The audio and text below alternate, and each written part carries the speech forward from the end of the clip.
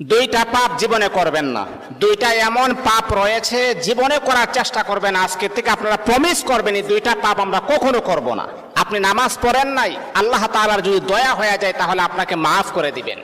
আপনি ফজরের নামাজ পড়েন নাই, আল্লাহ পাক রব্বুল আলামিনের যদি মায়া লেগে যায়, আল্লাহ পাক রব্বুল আলামিন আপনার গুনাহকে আমার আল্লাহ ক্ষমা করে দিবেন। আপনি যদি নফল নামাজ ইবাদত বন্দেগী কম করেন, আমার আল্লাহ কিন্তু আপনাকে মাফ করে দিবেন। কিন্তু আল্লাহর নবী বলেন দুইটা এমন জঘন্যতম পাপ রয়েছে, এই পাপগুলার ক্ষমা আমার আল্লাহ জীবনে কখনো তার বান্দাকে করবে না।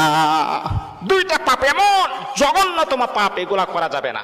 এক নাম্বার হচ্ছে অন্যের হক নষ্ট করা। অন্যের হক কখনো নষ্ট করবেন না। আজকে নিজের ভাই বোনের হক নষ্ট করে দেয়, অন্যের হক নষ্ট করা যাবে না। দুই নাম্বার হচ্ছে আল্লাহ পাক রব্বুল আলামিনের সাথে শিরিক করা। যদি কোনো বান্দা আল্লাহ পাকের সাথে শিরিক করেন, আমার আল্লাহ